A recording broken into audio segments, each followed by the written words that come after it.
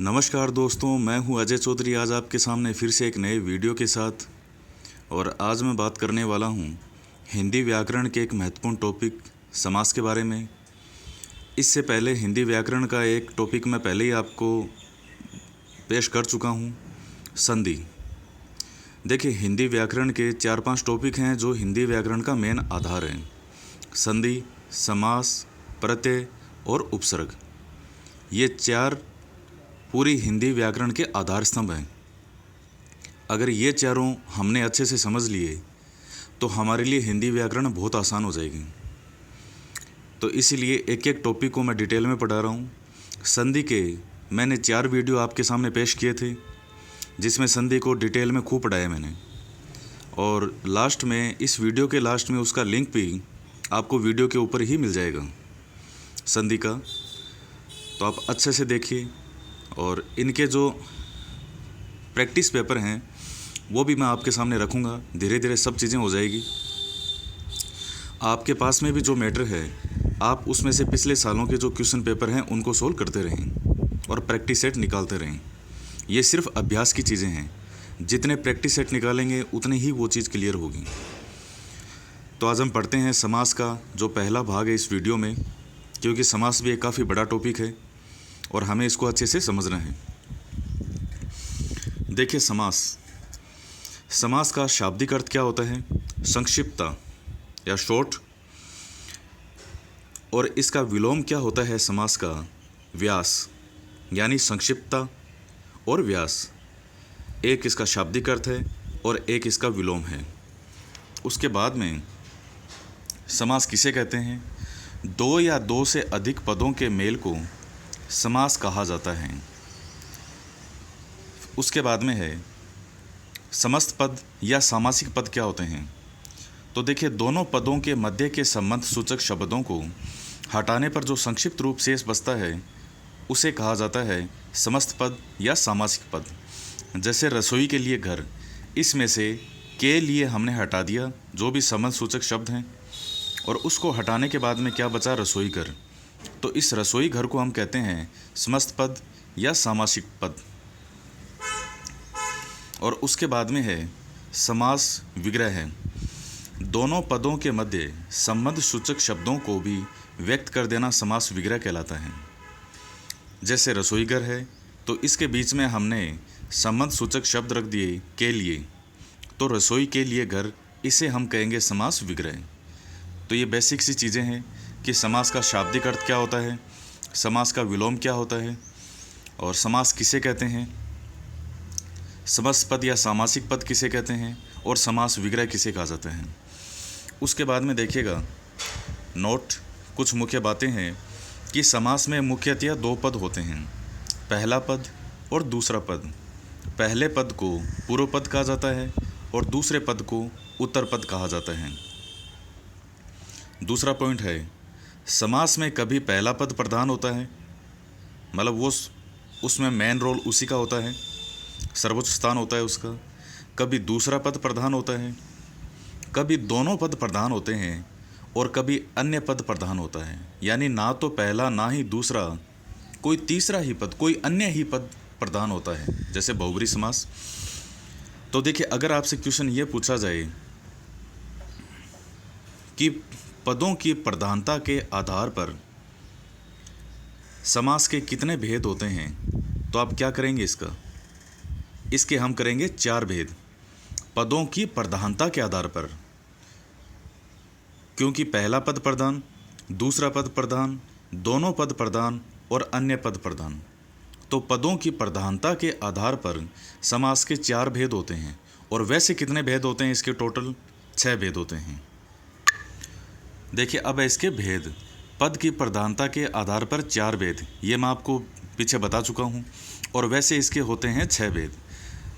तो आपको क्वेश्चन की नेचर को समझना है कि वो क्वेश्चन क्या पूछ रहा है एग्जाम में, उसी ऑप्शन के अनुसार आपको 4 भेद करने हैं या 6 भेद करने हैं। अब देखिए, समास कुल कितने समास होते हैं? 6 भेद हैं इसके। एक ट्रिक है, अब के तो दे दो, अब के तो दे दो। ऐसे अव्ययभाव समास, बै से बहुब्री समास, के से कर्मधारय समास, तो से तत्पुरुष समास, और दे और दो दोनों में द है, एक से द्वंद्व समास हो जाएगा और एक से द्विगु हो जाएगा, द्वंद्व द्विगु।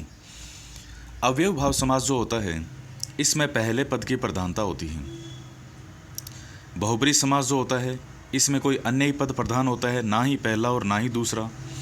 कर्मधारय, तत्पुरुष और द्विगु समास, इन तीनों में दूसरा पद प्रधान होता है, और द्वंद्व समास में दोनों पद प्रधान होते हैं। यानी ऐसे कौन से समास हैं जिनमें दूसरा पद प्रधान होता है? कर्मधारय, तत्पुरुष और द्विगु, इन तीन में दूसरा पद प्रधान होता है। आइए हम बात करते हैं पहले समास अव्यय भाव समास के बारे में। अव्यय भाव समास क्या होता है? इसका शाब्दिक अर्थ क्या होता है? अवयव हो जाना, ये इसका शाब्दिक अर्थ है अव्यय भाव समास का। अब आपके दिमाग में निश्चित रूप से क्वेश्चन आ रहा होगा कि आखिर ये अवयव क्या होता है। देखिए, वे शब्द जो लिंग, वचन, कारक या काल के अनुसार बदलते नहीं हैं, स्थिर रहते हैं, फिक्स रहते हैं, उनको कहा जाता है अवयव।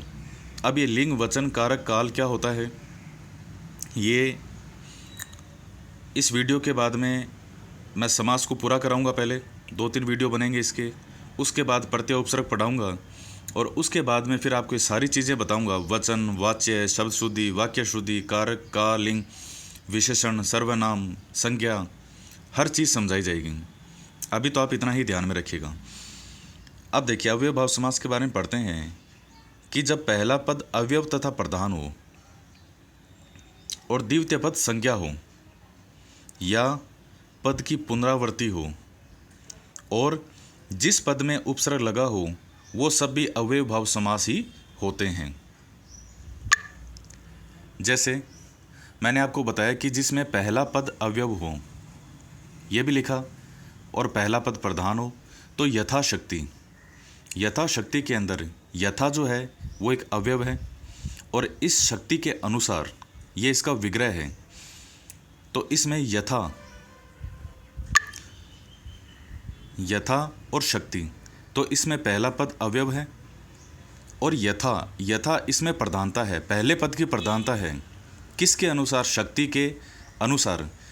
सिर्फ शक्ति का कोई अर्थ नहीं रह जाए, यहाँ अनुसार लगना ज़रूरी है। यथा शक्ति, शक्ति के अनुसार। तो जो पहला पद है यथा, वो इसमें प्रधान है।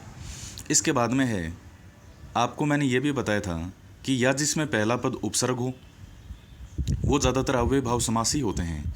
जैसे आजीवन, प्रतिदिन, अनुरूप, ये उपसर्ग वाले एग्जाम्पल हैं। आजीवन का मतलब होता है जीवन भर, प्रतिदिन का मतलब होता है प्रत्येक दिन, अनुरूप का मतलब होता है रूप के अनुसार। अब जीवन भर, आजीवन, अगर आप आ को हटा दो तो सिर्फ जीवन का कोई मीनिंग नहीं रह जाएगा। प्रतिदिन है, प्रति को हटा दो, सिर्फ दिन रहेगा। अनुरूप में अनु को हटा दो। इनके अंदर पहले पद की प्रधानता होती है। आप इनकी पहचान कैसे करेंगे कि कौन सा समास है?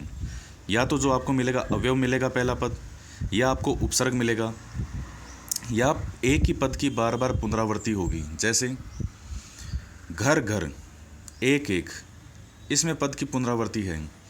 घर घर होता है घर के बाद घर, और एक का अर्थ होता है एक के बाद एक। जैसे मान लीजिए किसी गांव में सामान बंटवाना है, तो हम क्या कहते हैं किसी को सामान दे के कि तुम्हें ये सामान घर घर दे के आना है। तो वहाँ देखिए, घर घर का मतलब यही होता है कि घर के बाद घर, यानी सभी घरों में। तो घर के बाद घर और एक का मतलब होता है एक के बाद एक। इसी प्रकार एक एग्जाम्पल और आता है, सादर, यानी आदर सहित या आदर के साथ। उसके बाद है हाथों हाथ, यानी हाथ ही हाथ में। रातों रात, रात ही रात में। तो यह अव्यय भाव समास था, और आपको अव्यय भाव समास के practice set, model paper, question paper, आपके पास जो भी मैटर उपलब्ध है आप उसको सोल्व कीजिएगा, और फिर देखिए कि अव्यय भाव समास में से कितने क्वेश्चन आपके सही होते हैं। देखिए, जो चीज़ साथ साथ में याद हो सकती है और साथ साथ में तैयारी हो सकती है, वो कभी चीज़ें एक साथ नहीं हो सकती। हम 10 दिन का खाना एक साथ नहीं खा सकते एक टाइम में। इसी प्रकार से पढ़ाई है वो धीरे धीरे थोड़ी थोड़ी करके अगर हो तो वो हमारे अच्छे से समझ में भी आएगी, याद भी होगा और हमारे सेट भी हो जाएगी। तो जो वीडियो मैं बना रहा हूँ वो आप साथ साथ देखते रहें। और जो डेली करंट की वीडियो अपलोड करता हूँ तो क्वेश्चन तो वो समसामयिक के होते हैं, लेकिन हर समसामयिक का क्वेश्चन ज्योग्राफी, हिस्ट्री, संविधान, बहुत से फैक्ट हैं जिससे जुड़ा होता है। और आजकल एग्ज़ाम का जो दायरा है जीके का वो समसामयिक से जुड़कर आने लगा है। तो जो करंट के वीडियो हैं आप उनको सभी लगातार देखते रहें, क्योंकि वो वीडियो आपके लिए बनाए जाते हैं और उनकी कुछ इम्पोर्टेंस है। इसीलिए मैं डेली करंट जो है वो रोज़ वीडियो बना के अपलोड करता हूँ। तो आप डेली करंट को भी लगातार देखते रहिएगा। तो मिलते हैं नेक्स्ट वीडियो में, इसके आगे के दूसरे समास के साथ मिलेंगे। और इस वीडियो में इतना ही। आपको ये वीडियो कैसा लगा निश्चित रूप से बताइएगा, नीचे लिखिएगा बॉक्स में। मिलते हैं नए वीडियो में। धन्यवाद। जय हिंद।